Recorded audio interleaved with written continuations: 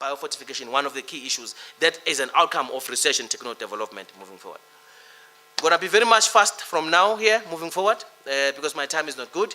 But the policy architecture is sitting on two premises. It's sitting on both your social and economic principle. So there is no one which is more powerful than the other. We need to create a balance between the two. So yesterday, let me not talk about yesterday. Let me continue.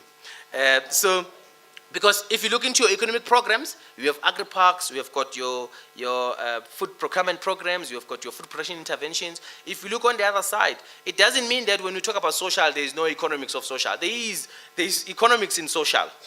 Social programs are also resting upon economic means or economic enablers. So you can't say you would prioritize social programs over the economic programs, because you have stronger social programs. The output, if you can link them correctly, you will have stronger economic outputs moving forward. Now, I want to spend a little bit more time here, and also as a point of taking advantage of this opportunity to say that we really, from the government perspective, request and plea that different organizations participate in these platforms that government has created. We need a new thinking. We need to be challenged. Because I think we would never be better as a country if we're going to protect ourselves, particularly as government. We need to expose our vulnerabilities and be able to say, here we are short, but here we are stronger. You are stronger there, then let us collaborate. And from where we are sitting with huge amount of data and a lot of research, which needs to be translated into policy. And I guess it's a hope of every organization for their research to be taken into consideration. And I'm saying this because we need you in these platforms.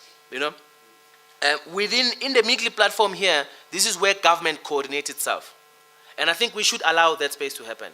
Government need to talk within itself, to government, and that should be allowed to happen. And this is your government-to-government coordination, starting from cabinet, social cluster, the National Food and Nutrition Coordination Committee. The meeting is sitting next week on the 9th in the presidency, led by the Office of the Deputy President and also DPME. And people are saying, yeah, but you are not from the presidency. But of course, the mandate of food security now is sitting at that level. That's how prominent and how serious it has become after the approval of this policy, and at the provincial level, at the district level. But on this other side, this is where we have your I would call multi-stakeholder engagement, where what has been discussed within government gets to be translated, gets to be exposed to other entities and other organizations in this nature. The National Food and Nutrition Security Forum and the Provincial Food Security Forums. And this is where the plea goes to. But if there are entities here, particularly from Department of Science and Technology, particularly, well, ARC, we have them on board, but Department of Science and Technology, we need you within government and government collaboration. We need also military veterans, Department of Defense in that. So there's a number of other departments that we're still struggling to get hold of, which are key. Science and technology is so key in this work that we're doing. And on the other side, we have your technical working groups, which are your scientific groups, if you can call it that way, where research is being unearthed, where research is being discussed, and also your participation is encouraged in this other aspect. We have the South African Vulnerability Assessment Committee. The South African Vulnerability Assessment Committee assesses vulnerabilities of individuals in as far as food and nutrition security is concerned, to direct interventions to the areas where they are needed the most. And this is where I think your research and your expertise will play a very, very pivotal role. It's not a government structure. It's led by government, but it allows universities, researchers, experts, and people across board to come and be able to say, hey, look, what we are thinking about will not change that policy. Why don't we look maybe for this variable or that variable, whatever the case might be.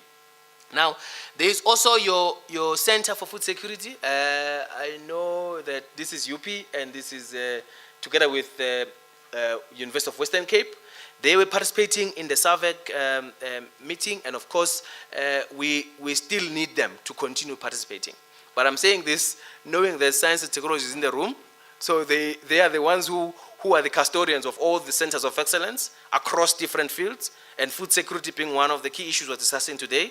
And we want to plea and want to continue that those resources that are pumped in the center, let them come here and pursue the government agenda and pursue the food security implementation of these very same policies as approved by cabinet. Ultimately, we want to see households and individuals having adequate access to food. It's not just good and well if we have all the structures that are not impacting at the ground and individuals on the ground.